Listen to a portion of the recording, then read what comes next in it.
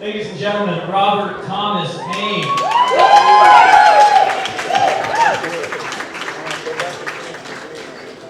The muse approaches haltingly, shyly, smiling hello. I greet her silently. She invites me to dance. She whisper sings, come out of the shadowland, come play with me, take my hand. But these are dust gathering days. From shadowland to shadowland, I drift away.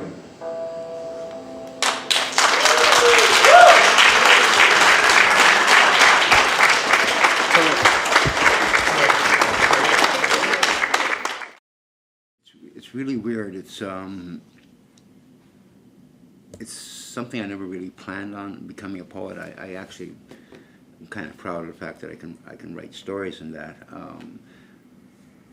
But it's like this beast on my shoulder that's always with me, and I have to. It comes out. I always carry a pen and paper with me. There was that one point where I figure, I got to write as much as I can because I may not survive much longer, and get as much as I can down for whatever reason, and because I always thought, I want to leave something behind. We try to walk our teams through learning to recognize intentionally their own moments of truth, and then we can let them go on the streets later in the week on the excursion. But this particular team, we hadn't really experienced a moment of truth yet with the team, and so we were just leaving the hostel where we stay and starting a late night street night walk, and we wanted to get a coffee, so we were going to head down to Tim Hortons down on King Street near the theater district, and we just remember saying, tonight, you know what, we're gonna encounter a moment of truth.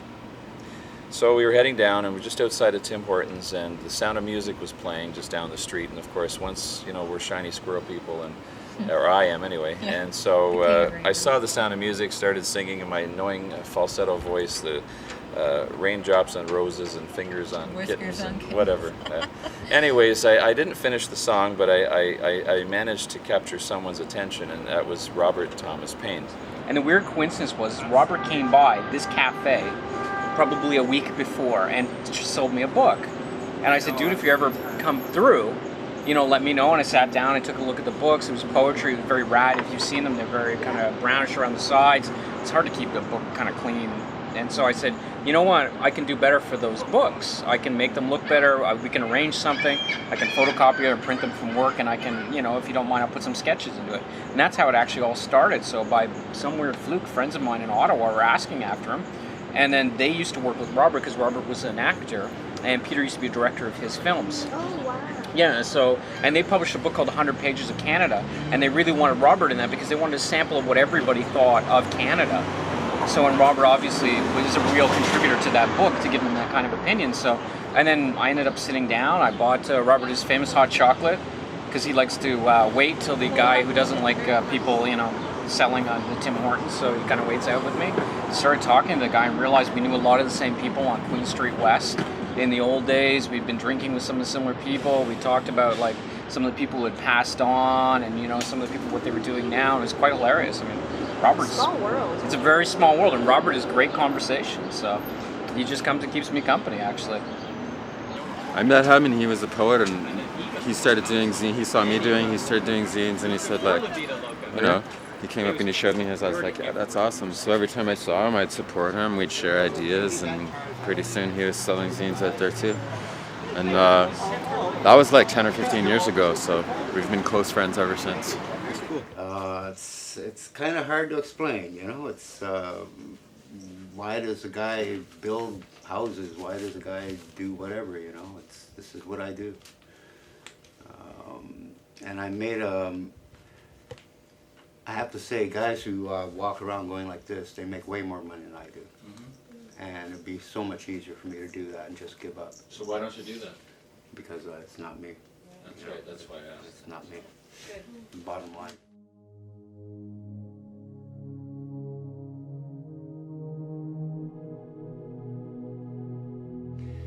It's hard walking up to people all day long, every day, going, putting yourself out on the line. And what I do on a daily basis is I'm sharing the work with people. I go out every day with at least 20 copies of my books.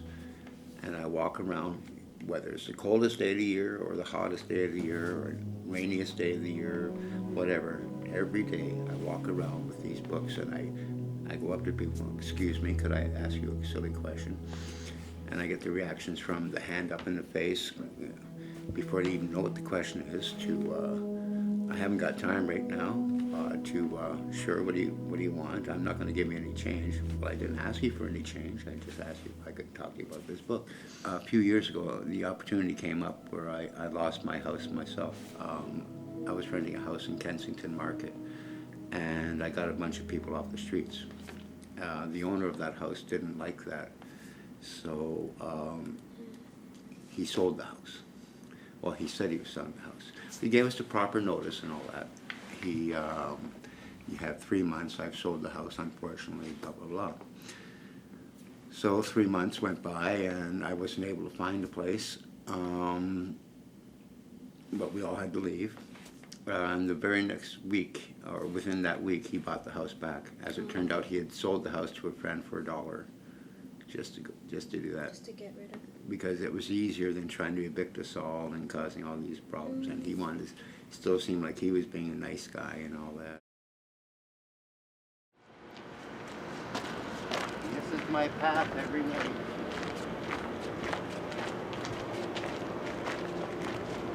You'd never know there was a squat here, but there is. I'm pointing right at it, and you still can't see it. Wow. I'm pointing right at my squat, and you still can't see it from here. It's an abandoned building, but I don't go in there. Go in here. What's behind the magic curtain? Now, this is scary though. It's not the Taj Mahal. It's not going to be a room. So when I open up the curtain, you might want to be able to shoot in there, because you might not be able to fit in there with the camera. I have to squeeze myself to get in. And I'm way at the very end of it.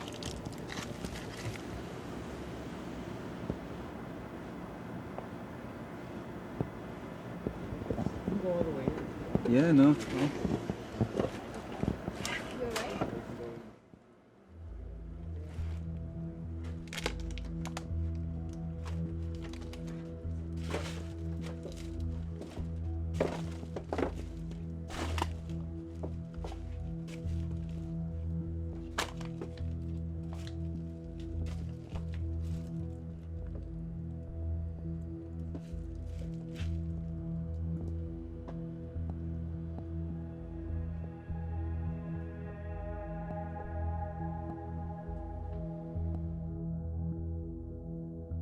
The hard part is trying to get back into,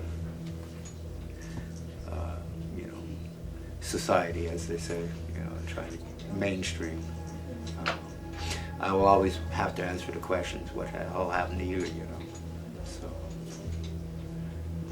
What do you find? You don't have to answer this. What do you think you'll find it hardest to come back into? You know what? Yeah. Well, like I say, it was. You do find out who your friends are when things are going to hell in a handbasket, as they say. And so now I know who my friends are. So that's a good one, My acquaintances, though, who I run to every now and then, it's gonna be hard to bite my tongue. I think it's gonna be really hard to bite my tongue. I'm hoping I'm not going to be the guy who goes, "You don't know what you're talking about." Yeah, but, I'd rather do that through my writing or whatever, But it is going to be hard to bite my tongue. And one thing that a lot of people find when they first get a place, and I've had this happen too, is the options aren't that great. You have a choice of maybe getting a crappy small room in a cockroach-infested rooming house, or a flea bag hotel that'll take your entire, government check, and you're still starving and you can't cook there or whatever. Or if you happen to, even if you happen to luck into a nice little place, you're suddenly in four walls and a roof and a ceiling, and you've spent most of your time outside not having that. So you spend most of your time outside still, and you barely go back to your room. It could be nice, it could be not nice, but you're just so used to being outside, you go wild. And that's going to be another hard one, is to, I don't know who's going to tame me, or if I'm going to tame myself, but yeah. It's one of the reasons I wrote that Shadowland poem, because I do feel like I'm drifting away sometimes,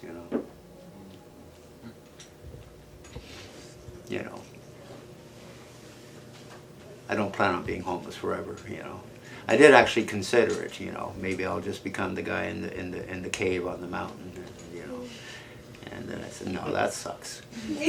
Because, it is doable, and you can survive outside. And I was in the Merchant Marine for 10 years, so I did learn some survival skills and things like that. And I do not go to shelters unless it's one of those days that you just, I'm not going to survive this one. So maybe 3 or 4 nights out of an entire winter I'll spend in a shelter, and that's not 3 consecutive nights, that's over the, and we get some winter here, minus 19, or Fahrenheit, I don't know what that would be. Like 10. Yeah. 5. Damn cold. Yeah. Snow up to here, slush and everything. And there I am in a snowbank in my sleeping bag, with my little tent, and no social life though. It's no, I meet a lot of people, but I don't really hang out with a lot of people. I do spend most of my time alone. That's just the way it is, It's all a performance, to be quite honest. I'm actually happier just sitting in a corner, being the guy, just watching. I like interacting with people, obviously, and all that, but this is really hard for me, to be honest. It's very, very hard for me. We appreciate Yeah, it. we Yeah. appreciate you coming and sharing this with us. You make it look easy though. Yeah. You wouldn't know it sitting in the room. It's all the smoke and mirrors.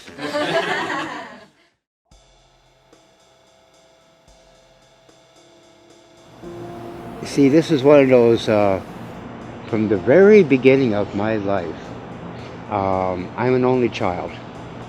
And I grew up, my father was a sailor also, as I was.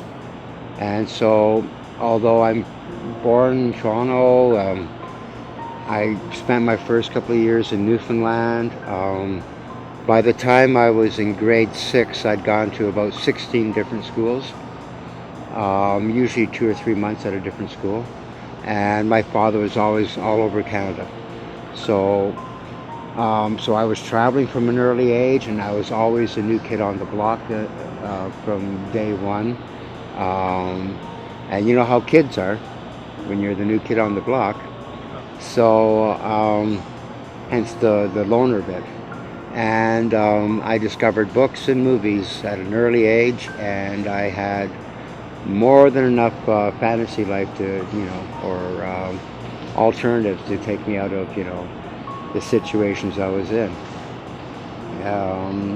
And so now, and no, it's never felt comfortable. It never felt like, oh gee, this is so much fun. Of course you wish that you were in the playground with the other guys, but it's what you get used to. and so this is my life, you know. To change all that, I'd have to go right back to the beginning, and then I wouldn't be the same person. So. At the end of the day, do you like who you are? Sometimes. So, most of the time, you know. If I can go to sleep and say, well, I didn't do this or that or the other thing today, I'm a very happy guy. I don't drive a car.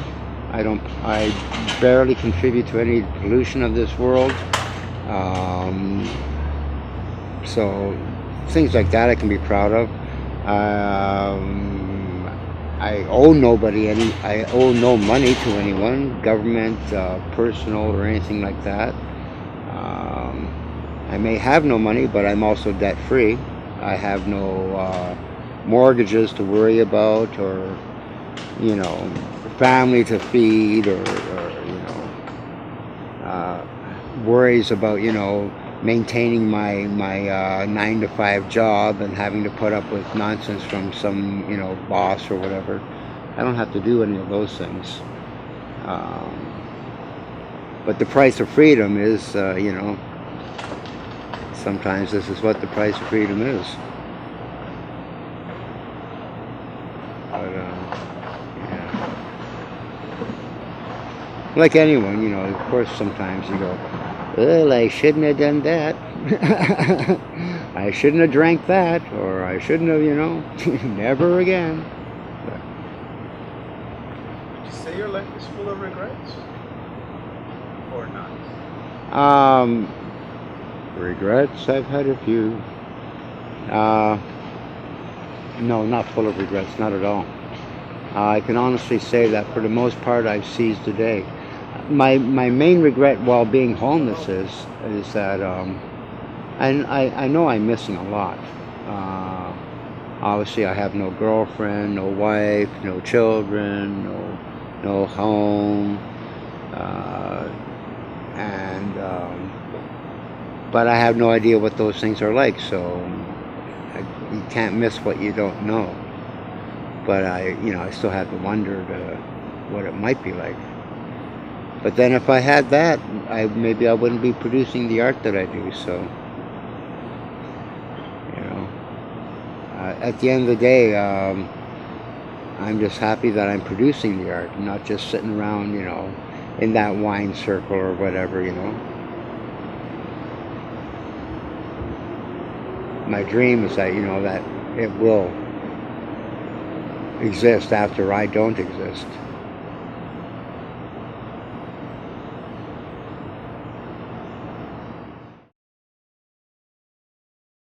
The thing I value about reading his poetry is seeing that he's very, like, what we teach about in urban excursions is about being so aware of all of your senses, being aware of your world around you and watching the little moments that most people don't notice. And so that was so ironic when we read his poetry. You picked up that he watches stuff that most people won't notice. And he catches a sense of emotion in people that most of us would miss. So then we found a commonality in that right away. Okay, I don't really have to read it, but just in case I happen to forget it, it's called Money Comes.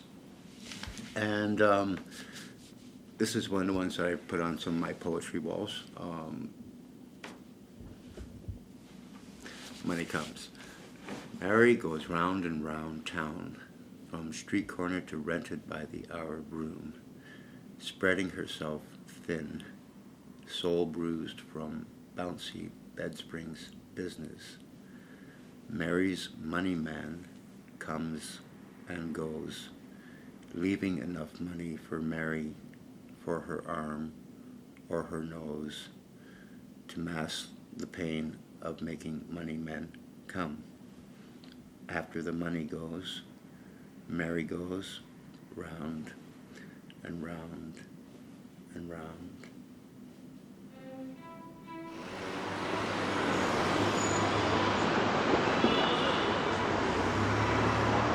I do the cat watch because it's sort of like marking my territory like cats do.